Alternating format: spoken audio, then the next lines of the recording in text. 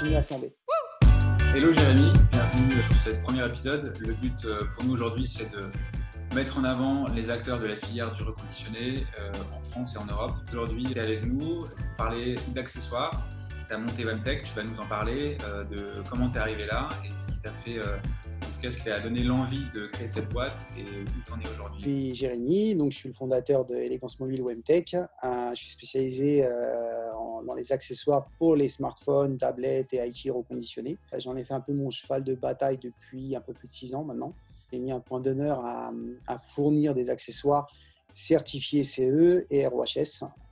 Et c'est là où je mets l'accent et j'essaye de former et de sensibiliser toutes les entreprises qui veulent bien l'entendre pour protéger au maximum les consommateurs. De parler de normes CE, de normes ROHS, tout ça c'est hyper important quand on parle de reconditionnement aujourd'hui.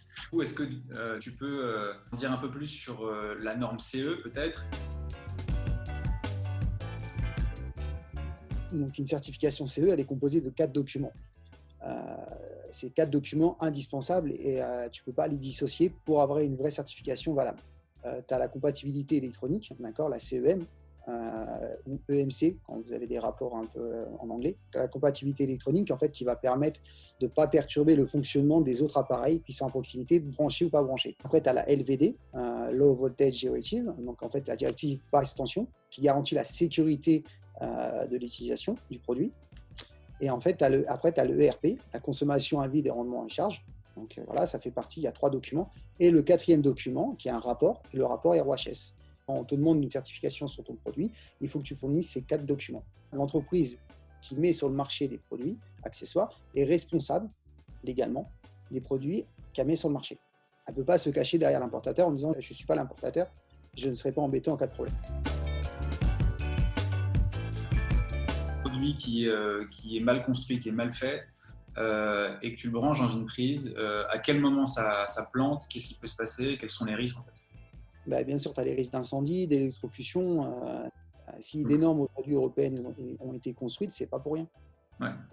Donc souvent, elle est négligée. Alors, principalement par le fournisseur qui va fournir ces accessoires-là, qui cherche toujours le prix, mais l'acheteur qui est en face, il faut qu'il se rende compte aujourd'hui qu'un chargeur, c'est un coût.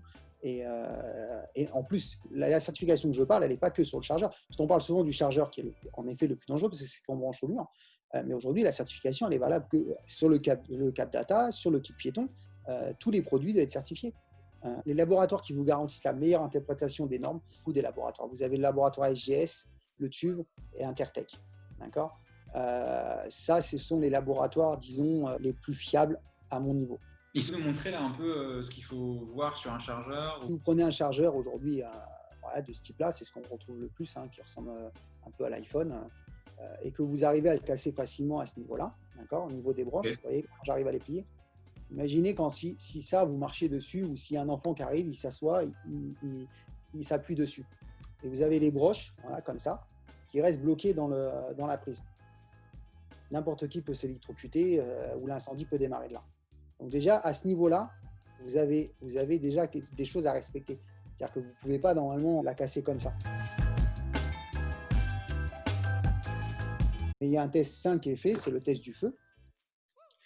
Donc on prend un boîtier comme ça, on le vide, d'accord, le boîtier du chargeur qu'on nous présente, on l'allume, d'accord.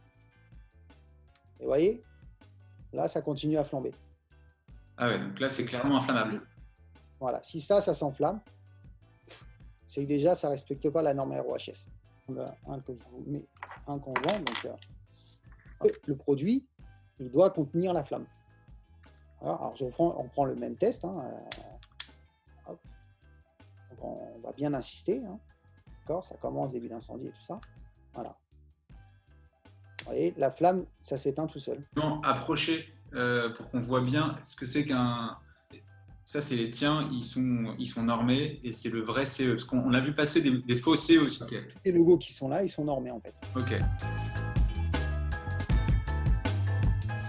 Et si on va jusqu'au bout du process, quelle est la fin de vie ?